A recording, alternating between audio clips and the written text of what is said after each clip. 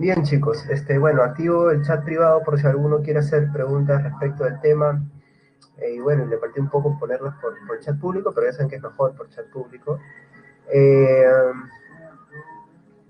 y bueno, espero que todos se encuentren bien. Particularmente yo no soy muy partidario de que me cambien las fechas, ¿no? Yo cuando ya estoy para una fecha tiene que ser, ¿no? Pero bueno, lo van a hacer bien, lo van a hacer lo mejor posible. Y pues igual mis mejores deseos. Si esa en filosofía se quema, no busquen relaciones, no se rayen. Uy, me olvidé apagar la música, perdón. Entonces eso, ¿no? Con mucho cuidado siempre. Gracias, Valeria. Si es que entiendo lo que pasa en tu mundo. ¿Cómo estás, Jordan? Bien, chicos, vamos a empezar. El día de hoy vamos a hablar de lógica. Ya sé de que es un tema que no a muchos les atrae. Por ahí que lo ven más en otros cursos, ¿no? Por ejemplo, algunos lo ven en aritmética. Creo que ustedes ven tablas de verdad en aritmética, ¿no? Así que, bueno, de alguna manera ya podríamos decir que estamos encaminados a, ¿no? Hola, hola, Ray, no sé cómo pronunciarlo. Siempre me confundo con algunos nombres. Good afternoon. Bueno, en lógica, básicamente lo que se trata de entender es algunas cuestiones básicas. Eso es lo que trataremos de hacer en esta clase, ¿no? No necesitamos ser expeditos en lógica, ¿no? Salvo lo que a ustedes les vayan a enseñar pues en lógica proposicional dentro del curso de aritmética. Pero acá la finalidad de explicarles lógica es por lo que se viene la otra semana, que es el tema de argumentación. Y en argumentación pues hablaremos de la lógica como una herramienta para la argumentación, para la contraargumentación también, y sumada pues a otras herramientas como son la retórica, la dialéctica y bueno, la oratoria como una realización, pero nosotros ya no hablamos de oratoria, ¿no? De eso hablan ya otras personas, ¿no? Ya, para eso tienes que hacer tu curso de oratoria y lectura veloz en el instituto más cerca de tu domicilio. ¿Habrán clases virtuales de eso? Sí, es una buena pregunta, ¿no? Que te enseñen a declamar por clases virtuales sería genial, ¿no? Un poco un mate de risa también. Bueno, básicamente, ¿qué entendemos por lógica? Bueno, disculpen la bulla externa, ¿no? No sé si están vacunando o están vendiendo algo. Ah, están vendiendo algo, bueno. Eh, bueno, lo que básicamente se entiende por lógica es la ciencia formal dedicada a los métodos que analizan el razonamiento, y de esta manera, perdón,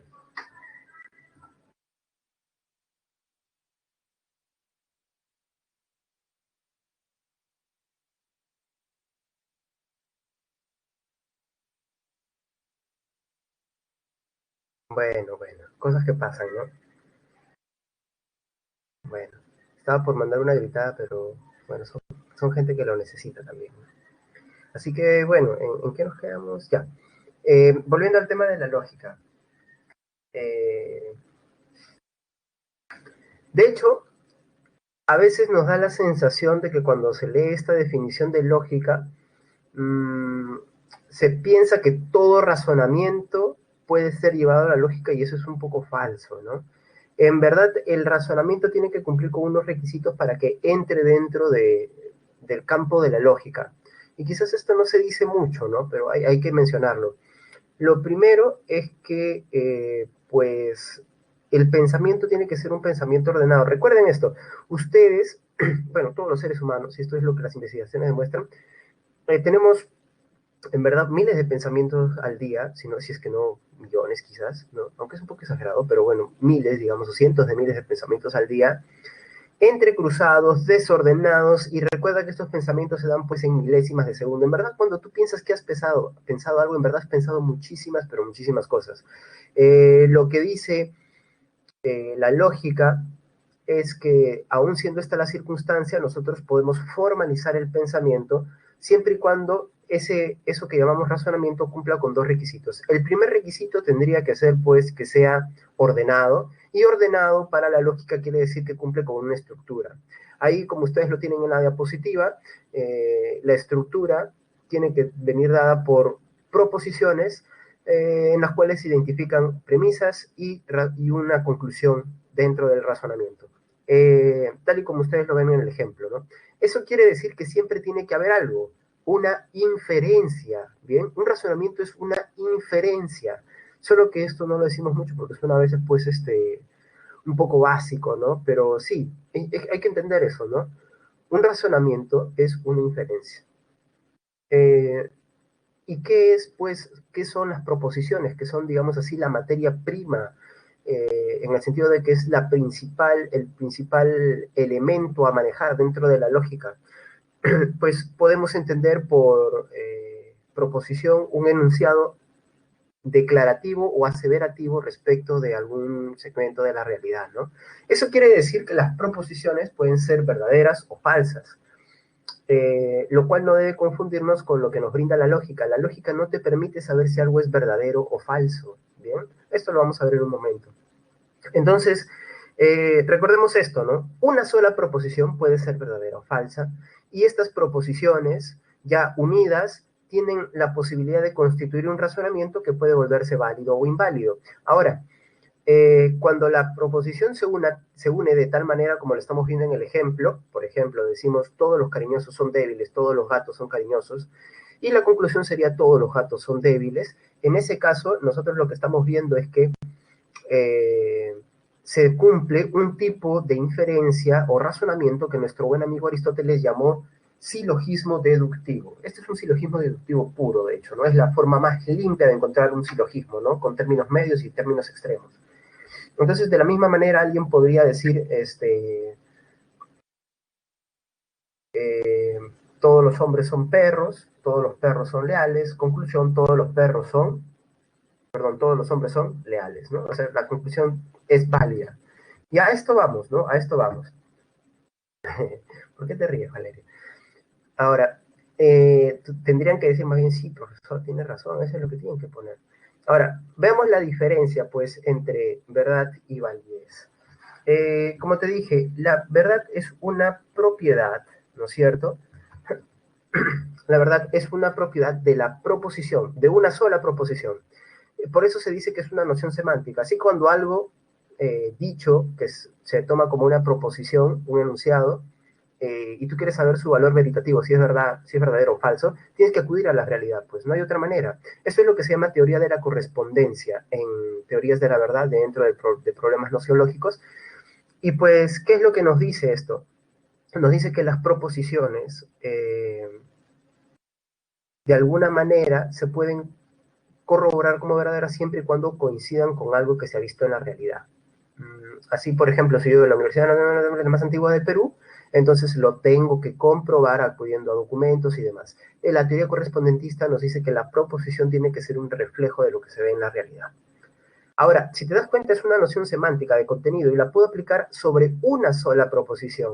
En cambio, en el caso de la validez, para ello, que es propio de la lógica no te da la verdad de un enunciado, solamente te da la validez. En el caso de la validez, pues necesito unir por lo menos, ¿sí? Por lo menos dos proposiciones, aunque se sabe que no hay razonamiento sin al menos tres proposiciones, en verdad, para que yo pueda decir que es algo válido, ¿no? Porque acá lo que se trata de evaluar para decir que algo es válido es que se está dando un correcto funcionamiento en la estructura del razonamiento. Entonces, si yo digo P, entonces Q, Q, entonces R, por tanto P, entonces R. P, todos los hombres son perros, Q, todos los perros son... sí, Q, todos los perros son... aquí se me fue. P, entonces Q sería todos los hombres son perros, perdón, Q entonces R, todos los perros son leales, por tanto, conclusión, todos los hombres son leales. Bueno, ahí está, ¿no? O sea, P vendría a ser hombres, Q vendría a ser perros, R vendría a ser leales, ¿no? Pero recuerden que esto que yo lo estoy manifestando sería de alguna manera una una falsa proposición, ¿no? Porque para que sea una proposición tiene que tener un carácter afirmativo, ¿no? Afirmativo, aseverativo, dicen algunos, ¿no?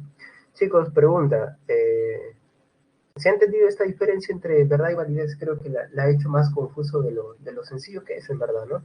Gracias, Fabricio. A ver qué dicen por acá. ¿Cómo que simio no mata simio?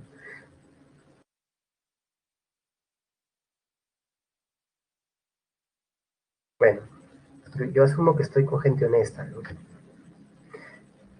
Continuemos. Eh, de hecho, la lógica, dado que se preocupa por la validez, va a demostrar que todo el proceso histórico que se ha seguido en la lógica es para alcanzar pues una mayor claridad al momento de formalizar el pensamiento. De hecho, si nosotros hacemos una pequeña, un pequeño mapeo de lo que ha sido la historia de la lógica, vamos a encontrar que el primer representante de la lógica formal en especial ha sido nuestro amigo Aristóteles, que en su tratado llamado el Organón, y digo tratado y no libro porque no fue una publicación hecha por él, pues, ¿no? O sea, es algo que escribió para, de manera endógena, ¿no es cierto?, digamos, para los que eran miembros solamente de su grupo intelectual, de lo que eh, se conoce como el perípato. Y pues en esto Aristóteles lo que va a hacer es un análisis exhaustivo y sistémico de lo que es una deducción. Por ejemplo, este ejemplo que yo les he dado de todos los hombres son leales, ¿no es cierto?, que es la conclusión, no las premisas, y el ejemplo que ustedes vieron al inicio de todos los gatos son débiles o cariñosos, creo, no me acuerdo cuál era la conclusión. Bueno, son ejemplos de los silogismos deductivos a los cuales llegó nuestro amigo Aristóteles. De hecho, por acá tengo una pequeña clasificación, ¿no? Si quieren lo pueden descargar. Eh, Ahí está. Estas son más o menos las figuras a las cuales llega, las figuras silogísticas a las cuales llega Aristóteles, ¿no? Si se dan cuenta, es casi casi lo mismo, sino que con órdenes distintos, ¿no? Y TM significa todo M, ¿no? O sea, todo sustantivo, digamos, todo predicado, según Aristóteles, ¿no? Sucede de tal manera, ¿no? Es muy parecido a los ejemplos que yo les he dado, ¿no? No hay que complicarse. Pero si los confunden, no lo descarguen, ¿no? Y bueno, eso va a ser en la antigüedad. Como te digo, nuestro amigo Aristóteles le va a poner mucho énfasis a ello y tendremos que esperar hasta el medioevo para que venga un señor que se llamó Boecio, ¿no es cierto?, que tomando las ideas de la lógica silogística de Aristóteles, hará una clasificación y creará pues esto que se llama el cuadro de Boecio, aunque algunos dicen que ya estaba implícito en lo que había dicho Aristóteles, cosa que es bastante cierta. Lo único que va a hacer Boecio es pues darle una nueva forma de verlo, ¿no? Pero Boecio, al igual que muchos medievales, simplemente seguirán las líneas de la lógica silogística de nuestro amigo Aristóteles, ¿bien?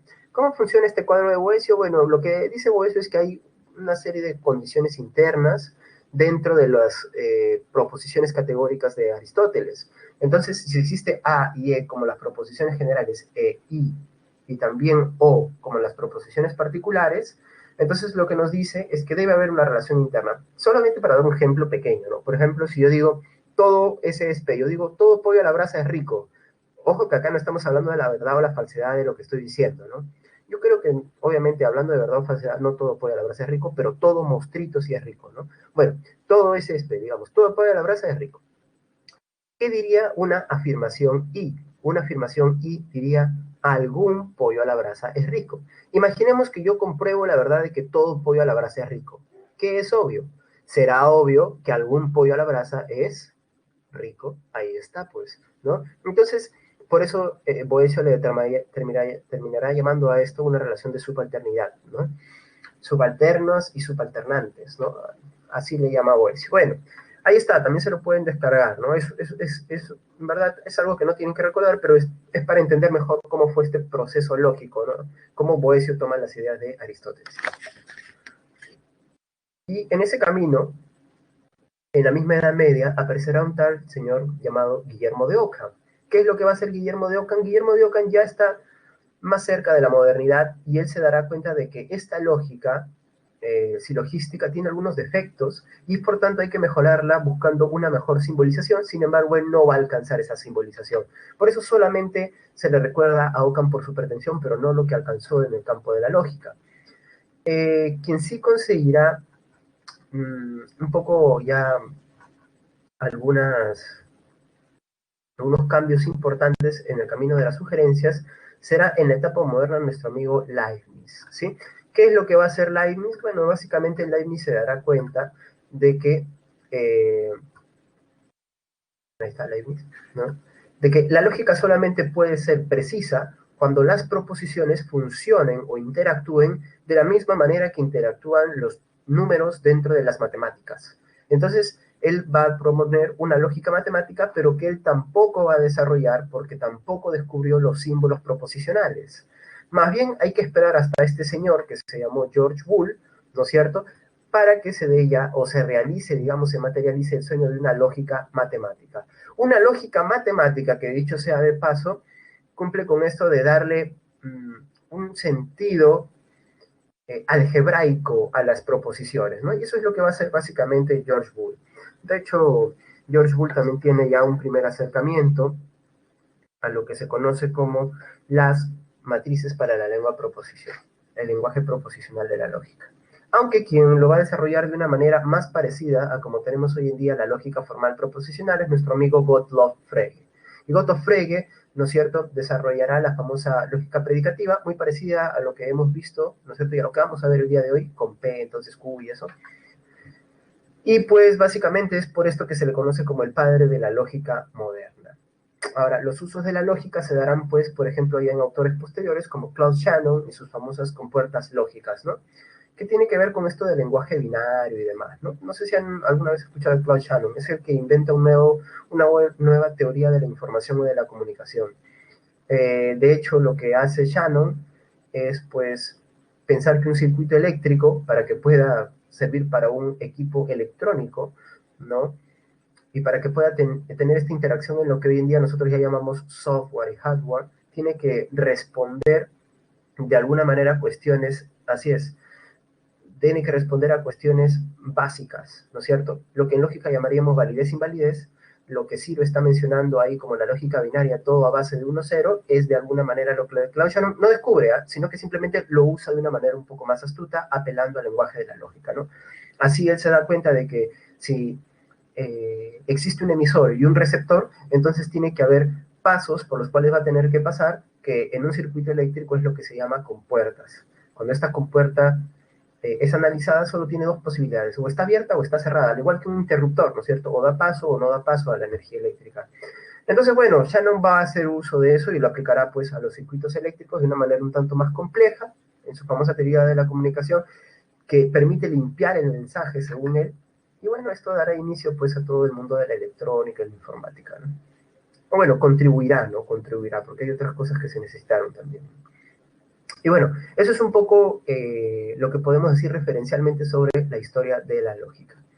Ahora, como te dije, la lógica tiene que ver básicamente con la validez o la invalidez de algunos de las proposiciones y más específicamente de la relación entre ellas, por tanto, de los argumentos. Así que lo que hará este señor que ustedes están viendo en pantalla, ¿sí?, será prácticamente establecer un nuevo modelo para poder demostrar la validez o la invalidez de un argumento, perdón, de un razonamiento, sería más preciso decirlo, ¿no? Ojo que validez o invalidez, no estoy hablando de verdad o falsedad. El método que propone nuestro amigo Wittgenstein es el llamado método de las tablas de verdad, que ustedes ya deben conocer. Y bueno, la lógica proposicional, ¿no es cierto? Recuerda que básicamente se basa en las proposiciones que conocemos como P, Q, R, S, T y así hasta donde tú quieras. Y lo que de alguna manera hace la lógica proposicional es que cuando se relaciona más de una proposición, entonces hablamos de proposiciones compuestas que podemos entender como, por ejemplo, un P, entonces N, un Q, entonces R, un T, entonces W, ¿no es cierto? Una negación de P, una conjunción P y Q, una disyunción R y S, ¿no? R o S, perdón. Entonces así, ¿no? Esas ya son proposiciones compuestas. Ahora, lo que se da cuenta es que sí, nosotros seguimos esta lógica relacional de la proposición simple para formar proposiciones compuestas, lo que se da cuenta Wittgenstein es que nosotros podemos usar eso para descubrir la validez o invalidez de un razonamiento, sin tener que acudir a cada momento a los principios. Y es entonces que él establecerá, pues, primero las reglas para las famosas tablas de verdad, donde lo único que tenemos que recordar es que y lo principal que tenemos que recordar es que no es que algo sea verdadero o falso según Wittgenstein, sino que tenemos que hacer como si fuese verdadero o falso, ¿no? ¿Qué pasa, chicos? ¿Hay algo que esté pasando? Valentina, ¿por qué las caritas tan tristes? ¿Es porque no te gusta el tema de tablas de verdad o es porque estoy explicando algo mal? O les trae recuerdos las tablas de verdad. ¿Alguien les mintió? ¿No les dijo la verdad?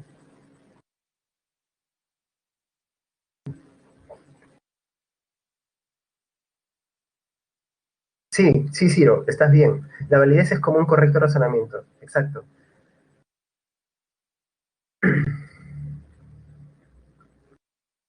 Ya, listo, listo. Ya lo leí. Me quedó claro. Bueno, eh, no voy a abundar más en esto porque esto ya se los van a explicar, me imagino, en otro curso, ¿no? Y además esto no creo que es algo que le pidan, les venga dentro de una pregunta del temario de filosofía, tablas de verdad no les va a venir, ¿no? Muy difícilmente, creo yo. Solo tendrían que reconocer para qué sirven las tablas de verdad, ¿no? Y con lo que ha dicho Ciro, con la pregunta, entonces ya es suficiente con eso, ¿no?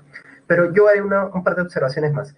Estas reglas que nos da Wittgenstein y que ustedes ya saben más o menos cómo funciona, por ejemplo, si yo pongo esto de acá, yo imagino que de repente por sus cursos que han llevado en el colegio o quizás por lo que han visto en, alguna, otra, en alguna otra institución, pues ustedes saben qué significa todo esto que está acá, ¿no? Primero, para P, Q y R se asumirá, pues, obviamente, ¿no es cierto?, todo lo que ustedes están viendo acá, ¿no? O sea, cuatro verdaderos, cuatro falsos, dependiendo, pues, ya saben, del N, que el N es la cantidad de proposiciones que terminan significando el potencial, ¿no? El exponencial, perdón. Entonces sería un 2 al cubo, ya, bueno, eso ya lo saben ustedes. No voy a explicar más al respecto. Pero lo que nos dice al final nuestro amigo Wittgenstein es que cuando tú obtienes el resultado, o sea, de la relación mayor, que normalmente tiene que ser un condicional, en este caso, si no me equivoco, estaría acá, ¿no? Está un poquito desordenado esta imagen que he tomado de internet. Ahí, ahí está, ¿no es cierto? Entonces, si tú obtienes un resultado como este, es un resultado que Wittgenstein llama contingente, porque no solamente hay verdaderos y no solamente hay falsos. Entonces, bajo esas circunstancias, según Wittgenstein, nosotros podemos terminar haciendo algunas afirmaciones, ¿no? Si, por ejemplo, me salen combinados verdaderos con falsos, entonces nosotros le llamamos contingente y por tanto terminamos diciendo que se trata de una inferencia inválida, ¿no? Recuerda que lo de verdad y falsedad solamente es una excusa para descubrir la validez o la invalidez. Si todo me sale verdadero, como en el caso de acá, de esta relación principal o de este razonamiento principal, en ese caso es una tautología. ¿Y la tautología qué significa? La tautología significa que has tenido una inferencia válida o un razonamiento válido. Y obviamente la contradictoria, todo falso, también significa pues de que es un razonamiento inválido. Bien, solamente eso. Profe, ¿hay otros métodos? Sí, está el método que se menciona acá, el método indirecto, que es partir de asumir que toda la premisa, perdón, que todo el razonamiento es falso. Y a partir de la interacción de las premisas con la conclusión, se termina por descubrir pues si efectivamente se trata de algo válido o inválido, ¿no?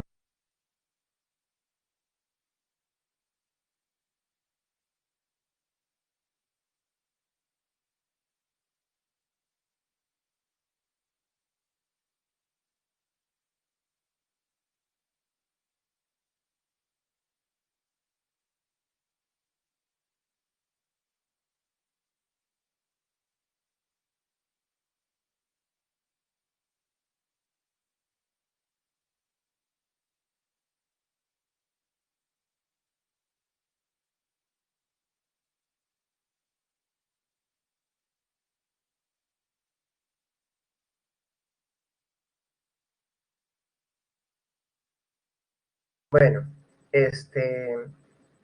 y entonces eso es lo que sucede en el campo de la lógica formal y todo lo que queremos saber respecto de validez y invalidez. ¿La lógica formal sirve para algo en el mundo de la argumentación real? Sí, sirve para, por ejemplo, aprender a detectar razonamientos inválidos cuando alguien nos lo dice, y en verdad de esto se encarga más todavía la lógica no formal. ¿Qué es la lógica no formal? Es pues este sector de la lógica que ya se encargará más particularmente de los razonamientos cuando se presentan de una forma cotidiana, ¿bien? Y cuando se presentan de una forma cotidiana, pues nosotros a veces nos cuesta mucho más detectar errores y buenos funcionamientos en tanto el proceso del razonamiento, ¿no? Eh, Es por eso que la lógica formal, a pesar de todo este código teórico que tiene, a veces ha sido criticada porque no tiene una utilidad realista en el día a día, ¿no? Entonces la lógica formal es como que viene a complementar ese aspecto, ¿no? Eh,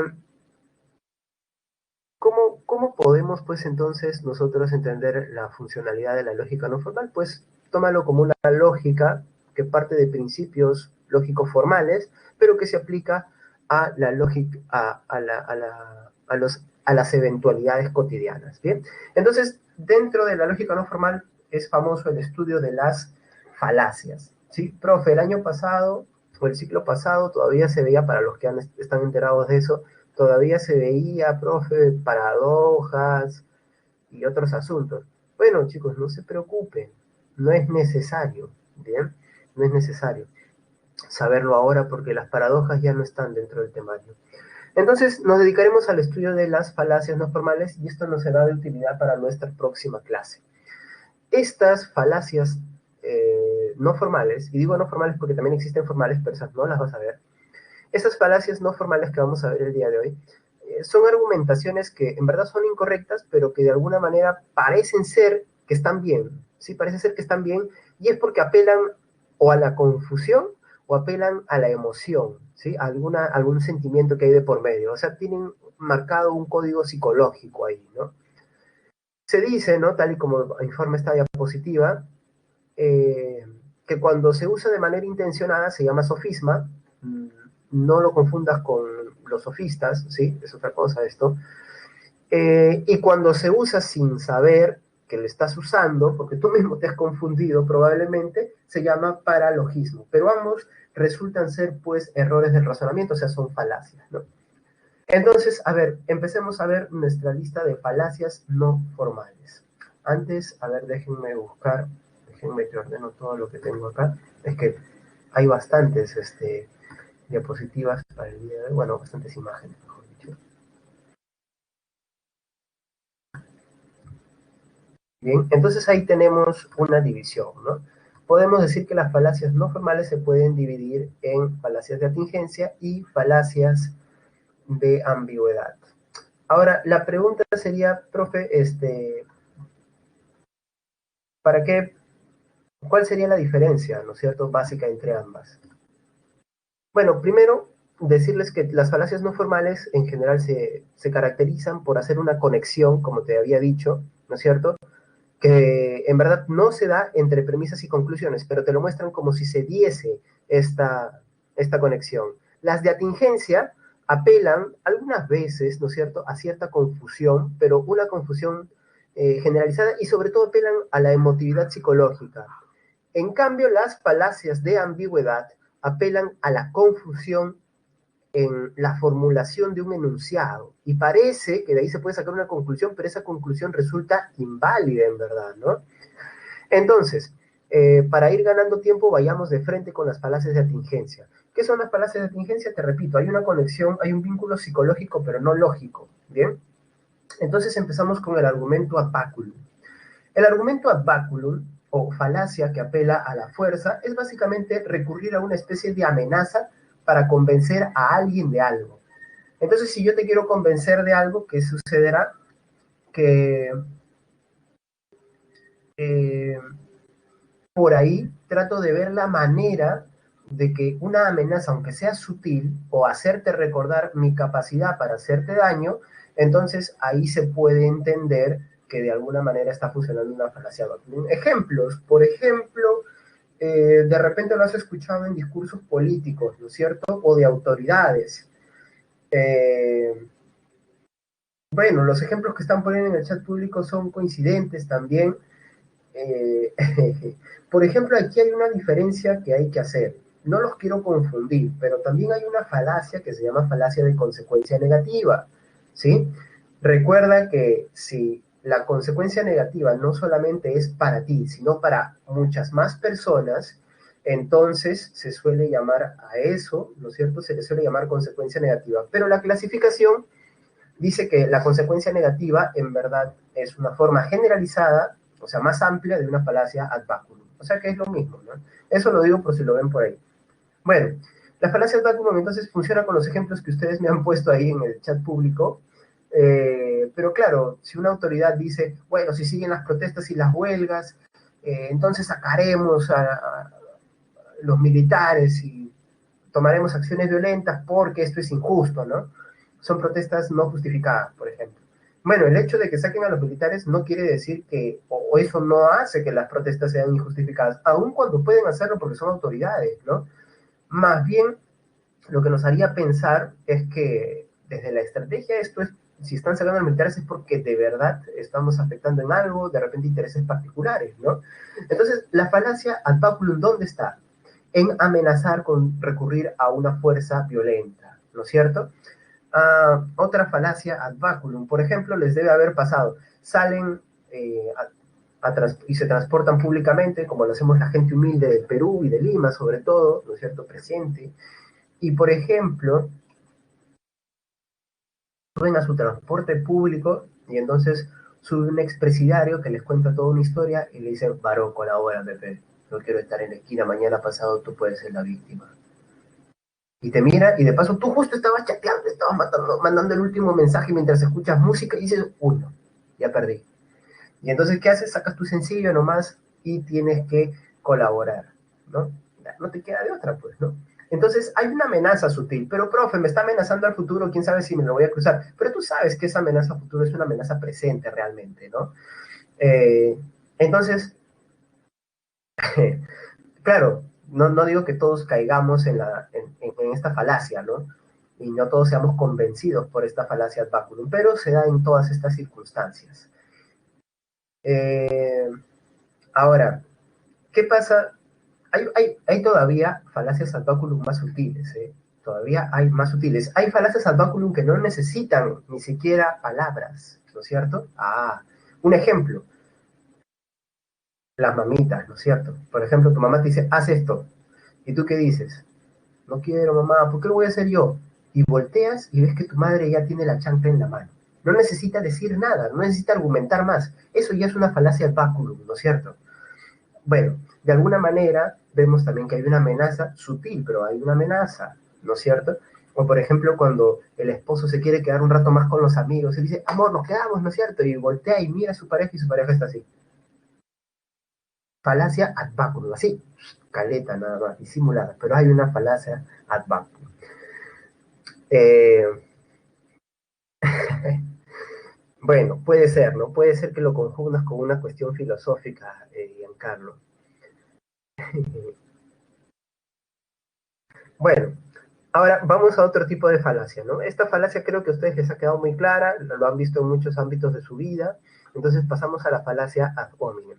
El caso de la falacia ad hominem es una falacia en la cual se recurre, sobre todo en una discusión, cuando quiero demostrar mi opinión o comprobar mi opinión como la más razonable, negando la otra, cosa que ya de por sí es un error, ¿no? Se trata de construir tu tesis bajo ciertos argumentos, pero cuando esto no se hace, entonces el otro recurso es atacar o debilitar la otra tesis. Pero se puede hacer siempre y cuando ataques a los argumentos y no a la persona que defiende esa tesis usando esos argumentos.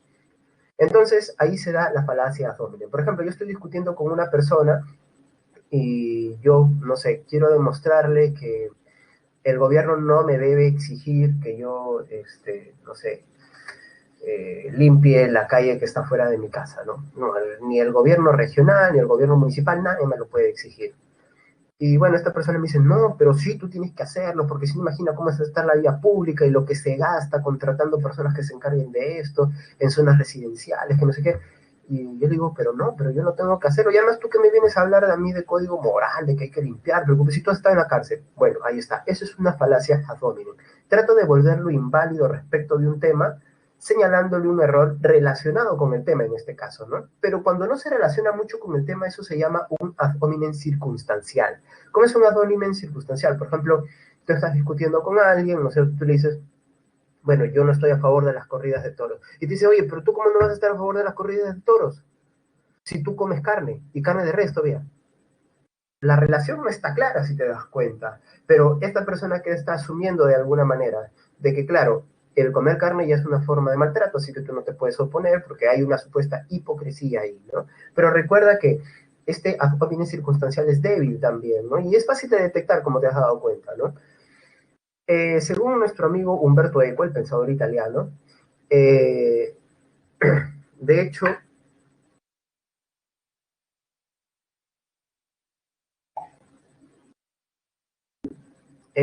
cuando, según Humberto Eco, cuando empezó a crecer cada vez más la fuerza de los medios de comunicación, se dio un fenómeno que parte de esta falacia.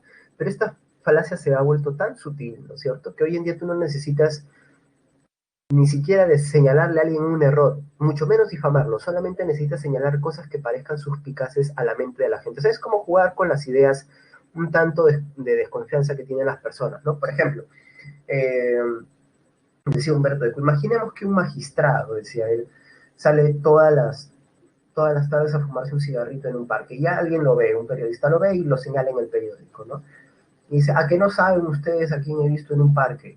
Y lo he visto en el parque vestido de forma medio estrafalaria, fumándose un puchito.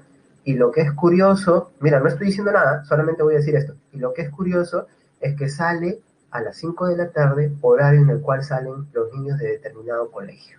Nada más. Nada más. No estoy diciendo nada más.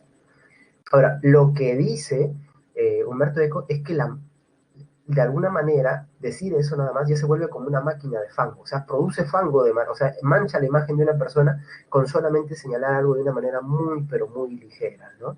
Es como cuando tú vas a chismearle a tu mejor amigo, a tu mejor amiga, ¿no es cierto? No me voy a meter en esa discusión de quiénes son más chismosos, si hombres o mujeres, no creo que lo pueden ser por igual, y he visto buenos exponentes en ambos géneros. Bueno, y si eres no binario, también fuera de los géneros. Eh, y bueno, pues no, ustedes saben, hoy no, ayer vi a tu flaco, ayer vi a tu flaca, no sé, lo vi comiendo ceviche afuera, a la hora que salen de tal sitio. Ah, bueno, ahí está, a ver si ya estás usando la máquina de fango, ¿no? La máquina de fango. Bueno, eh, eso de alguna manera, según Humberto Eco, demuestra que esta falacia eh, funciona prácticamente por sí mismo y es casi una constante en el pensamiento humano. Bueno, eso es una falacia ad hominem, ¿no? Ahora, pasemos a la falacia de la ignorancia. La falacia que hace ignorancia, el argumento de ignorancia, perdón, y la falacia que apela a la ignorancia, recurre a decirte que algo no se ha demostrado y por tanto algo se comprueba. ¿Cómo es esto? Por ejemplo, si yo digo, nadie ha demostrado que el cáncer no sea hereditario, por tanto el cáncer es hereditario, ¿no? O sea, esta lógica está mal. En el tema de Dios es donde más se usa, ¿no? Hay algunos que dicen, versión, vamos a decir, teísta, ¿no? Versión teísta. Nadie ha demostrado que Dios no exista. Conclusión, Dios existe. Es una falacia, ¿no? Versión ateísta. Nadie ha podido demostrar que Dios exista, por tanto Dios no existe. Ahí está, en ambas estoy apelando a la ignorancia. Pero también sucede, para volver al tema de los amores, ¿no es cierto? Cuando alguien es acusado de infidelidad, ¿no? Y tú dices, ah, sí, sospechoso, tal cosa. Oye, pero ¿dónde están las pruebas? Muéstrame los videos, las fotos. Si no hay videos, no hay fotos, entonces no es verdad lo que tú me estás diciendo. Es apelar a la ignorancia de alguien, ¿no? Pero, claro, ahí también ya viene otro recurso psicológico que algunos usan, ¿no? Estás desconfiando de mí, no me parece. Ahí está, ¿no? Clásico, clásico, pero bueno. no hay nada mejor para hablar de las falacias que la experiencia vital, ¿no? Pero si alguien, por ejemplo, también te dice que no puedes hablar de algo porque no lo conoces, es de alguna manera una falacia de ignorancia, pero que es conocida más como la falacia del falso escocés, ¿no? No, mira, tú no me puedes hablar de música si solamente escuchas reggaetón, ¿ya? Si no has escuchado rock, o no has escuchado jazz, o no has escuchado música clásica, no me hables de música, no sabes nada. Ya, bueno, eso también es una falacia, ¿no? Puedes hacerlo completamente, ¿no? Eh, y bueno, eso es la falacia que apela a la ignorancia. Pero también está la falacia que el argumento que apela a la misericordia, el argumento ad misericordia, que volviendo al caso del transporte público, pues es uno de los más usados, ¿no? El que se sube y te quiere vender caramelitos o que quiere que le colabores en general diciéndote que lo acaban de botar de su trabajo, que era el tipo más trabajador del mundo y de pronto perdió su trabajo, o que se embarazó su abuelita, o que, no sé, va a tener su... Claro, el que empieza así, ¿no? Amigo, amiguita. Y claro, y que de pronto te suelta un discurso, pero de los más penosos que vas a escuchar en tu vida y te termina convenciendo, bueno, está usando un argumento que apela a la misericordia. Entonces, un poco esa idea, ¿no? Pero a veces se usa de manera más sutil, ¿ah? Por ejemplo, de repente tú alguna vez lo has usado, ¿no? Cuando has querido ir a una fiesta, pues papá, todo el día estaba estudiando, ya pues mamá, no sé malo, ya te he ayudado, pero déjame salir un ratito. Ya, ahí está. Por ejemplo, o sea, o también se vuelve un poco reclamo, ¿no? Es un poco reclamo, puede cambiar el tono, pero sigue siendo un argumento de misericordia, ¿no? No importa el tono acá, la tonalidad, porque tú puedes decir, oye, o sea, todo el día estudio y no me puedo meter mi amanecidota. Ahí está, ¿no? Ahí está. Es un reclamo, pero que implica que el otro sienta, pero si mi hijo estudia todo el día, ¿no? Debería dejarle. Entonces, hay un poco por ahí, ¿no? Pero también las empresas, ¿ah? También las empresas. Por ejemplo, te dicen, comprando esto estás ayudando a los niños de tal sitio, comprando esto estás ayudando con tal refugio. Bueno, papi, si quieres ayudar, hazlo, no tienes que contármelo, ¿no? Y la verdad es que si depende de mí, yo contribuiré a mi manera, ¿no? Se supone. Pero ahí está, nuevamente. ¿Por qué tengo que comprar este producto? Porque ayuda a tal cosa, ¿no es cierto? Ahí está. Argumento que apela a la misericordia. El argumento ad populum es uno también de los más populares, dicho sea de paso, y apela a la mayoría, al sentimiento de la mayoría o a la mayoría a secas. Sentimiento de la mayoría, sentimiento patriótico, por ejemplo. Perú clasificó al Mundial de Rusia. Bien, ahora, eres el verdadero hincha, compra un televisor grande para ver a Perú en el Mundial, para ver cómo no le gana a Francia, cómo le gana a Dinamarca, cómo el único partido que gana ya no sirve para nada. Muy bien, compra tu televisor, ahí está. O un verdadero hincha, ¿no es cierto? Un verdadero hincha toma esta cerveza, ¿no? Ahí está, ¿no? Apelan a un sentimiento de mayorías, ¿no? De mayorías, ¿no? O, por ejemplo, podría ser cualquier religión, ¿no? Voy a tomar, un verdadero budista hace esto, ¿no es cierto? Ah, mira, que la lógica es, la mayoría de budistas hacen esto, por tanto yo tengo que aceptarlo. Y se vende como verdadero, ¿no? Bueno, pero también lo usamos nosotros de manera más cotidiana, ¿no? Y nuestros padres generalmente son los que más lo detectan, ¿no? Pero papá, todo el mundo va a ir a esta fiesta. O sea que si todo el mundo se tira al quinto piso, tú también te vas a tirar, te dicen, ¿no? Y ahí está. Has recibido clases de lógica y filosofía, tu padre, tu madre, y por eso que la detecta rápidamente, solo que él no te dice falacia populum porque no lo vas a entender, pues, ¿no? Entonces,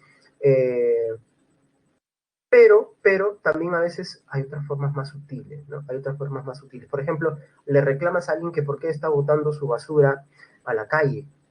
Y te dice, pero si ya está sucia la calle, ¿qué va a ensuciar más mi papelito? O sea, su lógica ¿cuál es? Si todos pueden ensuciar, entonces yo también puedo ensuciar, ¿no es cierto?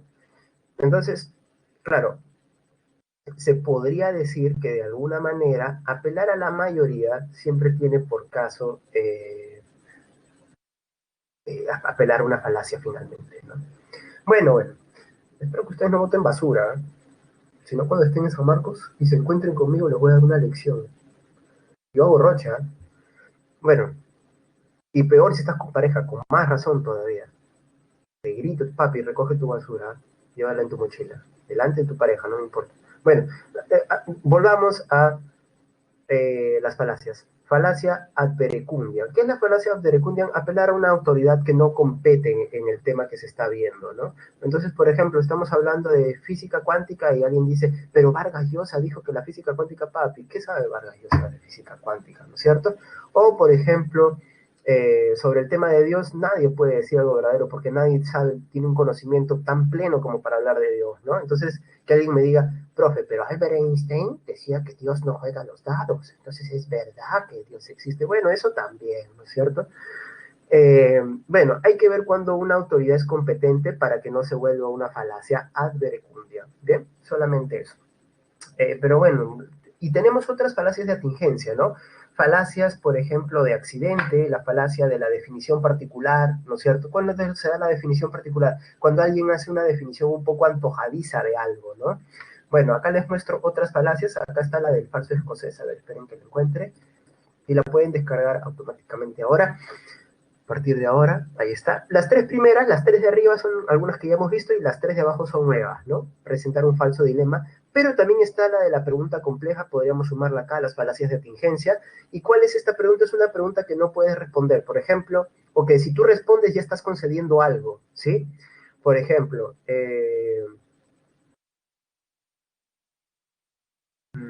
alguien te dice, a ver, ¿cómo lo podría plantear para que se entienda mejor? Ya, señor político, ¿no? Un entrevistador, un periodista entrevistador. Señor político, ¿usted ya dejó de robar? Y entonces, él, ¿qué es lo que está haciendo el periodista? Asumiendo que él ha robado en algún momento. ¿Qué pasa si dice sí o si dice no? O sea, no puede responder la pregunta y por eso es una pregunta compleja. Porque si dice sí, ya dejé de robar, quiere decir que asumes que antes robabas, ¿no es cierto? O si dices no, también se termina asumiendo que sigues robando, ¿no? Entonces la pregunta compleja se da de muchas maneras y es una de las más recurrentes, ¿no? Por ejemplo, acá tengo una, a ver, para que la vean. Uy, este es un clásico, ¿no? Clásico, pero clásico. Pregunta compleja que genera unos sentimientos así medios encontrados, ¿no? Eh, claro, ¿quién no ha tenido esa pregunta, ¿no? Entonces prefieres no responderla. Y hay algunos que son faltosos, ¿no? Y no conviene ser faltoso con la madre, ¿no? Porque tú le dices, ¿qué te hago? Pan con pollo, mamá. Ah, pan con pollo, ven para hacerte pan con pollo, te dices, ¿no? Ah, sí, pues. Bueno, esta pregunta también es una pregunta compleja, ¿no? Ahí está. Clásica en discusiones de Twitter y de Facebook. La verdad, por eso dejé de usar Twitter. Y bueno, fuera de esas falacias ya entramos a las famosas falacias de ambigüedad. ¿Bien? Y las falacias de ambigüedad, más que hacer una conexión psicológica, o si es que la llegan a hacer, lo hacen por la confusión que se da al momento de analizar algo. Empecemos con las falacias de equívoco. El caso de la falacia de equívoco, ¿sí? Es que se produce por el hecho de que la confusión está en un solo término, ¿sí? En un solo término del enunciado o de los enunciados. Por ejemplo, acá el término cortar, ¿no? Es obvio, ¿no? Que acá reside. Entonces recuerda, si quieres identificar una falacia y saber cuál es de anfibología, cuál es de equívoco, equívoco, un solo término, ¿sí? Un solo término. Entonces, por ejemplo, alguien dice, Eduardo es un gran nadador y Francisco nada. Perdón, Eduardo es un gran cantante y Francisco nada. Y alguien termina asumiendo que Francisco por nada es un nadador, entonces en ese caso se produce el equívoco. Otra falacia de equívoco, por ejemplo, esta es clásica, ¿no? Que se da con varios términos, ¿no? Que algunos piensan que lo están analizando de una manera elegante y profunda, ¿no? Profe, ¿por qué existen derechos del hombre y no derechos de la mujer?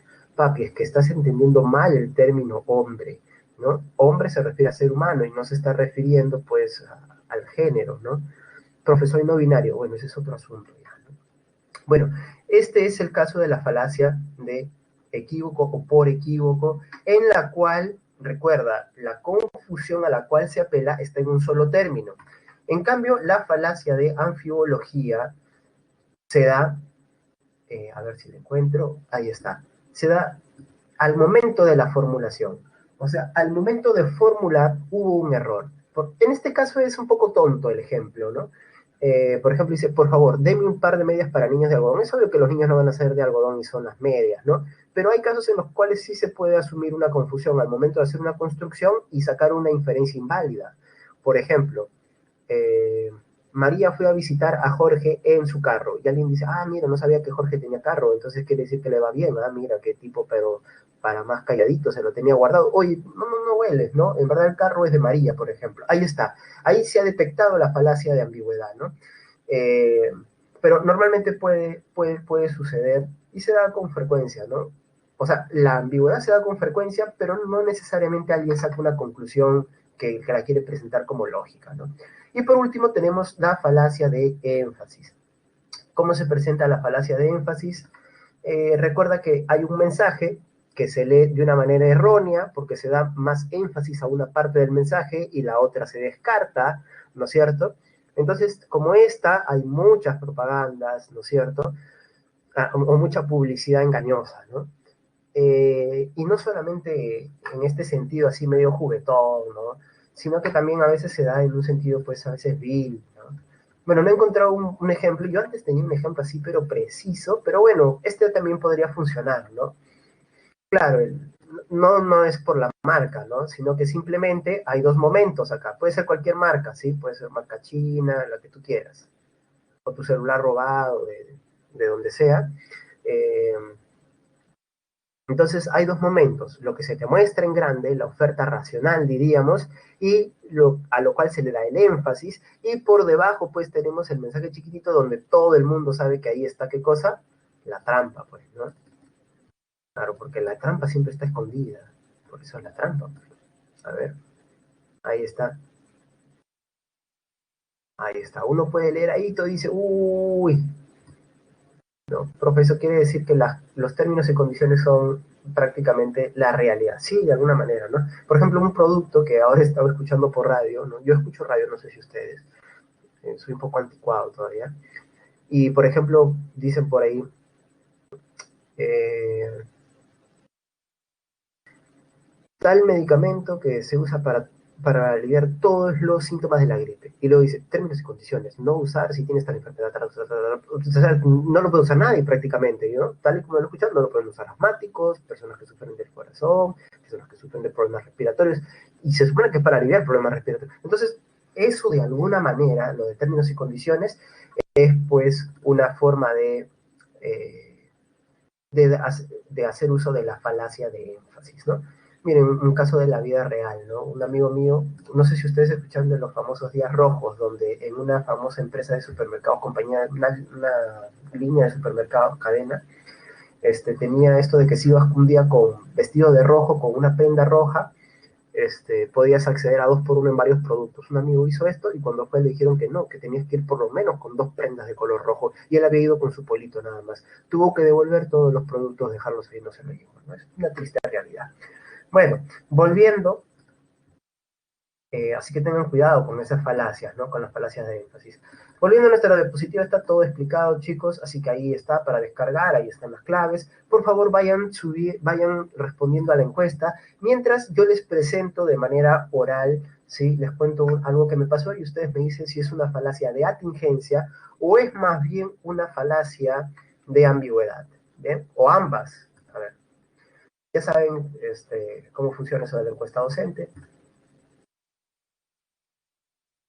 Así que, a ver, eh, el caso de la vida real que les quería plantear. Una vez yo estaba saliendo de San Marcos. Ustedes saben que cuando ya van a ser van a ser sanmarquinos, a ustedes se les da un carnet de medio, ¿no es cierto? Que les permite pagar el famoso medio pasaje, ¿sí? Entonces, eh, una vez yo estaba saliendo de mis clases, que bueno, a partir de cierto momento ya tus clases se vuelven solamente tarde, noche, ¿no es cierto? No es que haya estado haciendo otra cosa. Salía de mis clases un poco tarde y me quedé con unos amigos comiendo chifa y al final se hizo un poco tarde, pues se hizo como que 11:30 de la noche, así, ¿no? Yo tomé mi transporte público como buen peruano promedio, ¿no es cierto? Promedio de la clase media, dicho sea de paso. Eh, y entonces, pues esperando mi transporte público, perdón, ya dentro del transporte público, yo sabía, porque ya antes me había pasado, que el cobrador iba a venir lo más tarde posible, ¿no? Y que me iba a cobrar cuando él deseaba para que ya pasada las 12 ya no me pueda cobrar el medio pasaje. Entonces, sabiendo de esta astucia, yo me acerqué, ni bien subí al cobrador y le dije, cóbrate. Me dijo, ya un ratito. Le insistí, cóbrate. Entonces, cuando ya me cobró, le mostré el carnet y me dijo, no hay medio pasaje esta hora. Y yo le dije, pero papi, todavía no son las 12, ¿cómo no me vas a querer cobrar medio pasaje?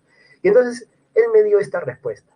Me dijo, miren su lógica, porque cuando tú bajes del carro, ya van a ser las 12, y pasada las 12, me dijo. ¿Hasta dónde vas? Primero me preguntó, claro, ¿no? Y le dije, a tal sitio. Me dijo, no, tú cuando bajes del carro ya va a ser pasar las 12. Yo le dije, pero yo te estoy pagando ahorita. Y entonces me sacó otro argumento. Y acá me detectan la falacia. Me dijo, pero el carro está yendo rápido. Entonces, la pregunta es, ¿falacia de atingencia o de ambigüedad?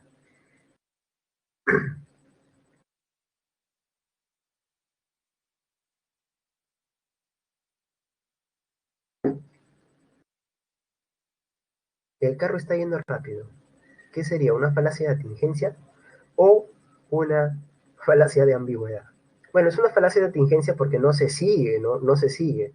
O sea, miren, es más, él se está contradiciendo, porque si estamos yendo rápido, quiere decir que él va a llegar al destino antes de las 12 probablemente. Entonces, ¿no se supone que esto deterioraría su primer argumento? Segundo, si me va a cobrar porque el carro va más rápido, no me va a cobrar medio pasaje porque el carro va más rápido, entonces me tendría que cobrar medio pasaje cuando el carro va lento, ¿no? Podría haberle dicho eso, pero la verdad que su argumento me dejó tan en, en la nada que pues al final, para no evitar peleas, yo quería llegar a mi casita, nada más le pagué sus 50 céntimos más, ¿no? Bueno, ahí los dejo, chicos, espero que se hayan divertido con la clase, espero que no les haya resultado tan pesada a pesar de que es lógica.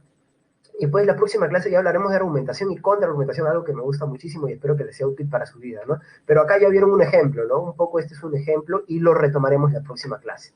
Bien, chicos, espero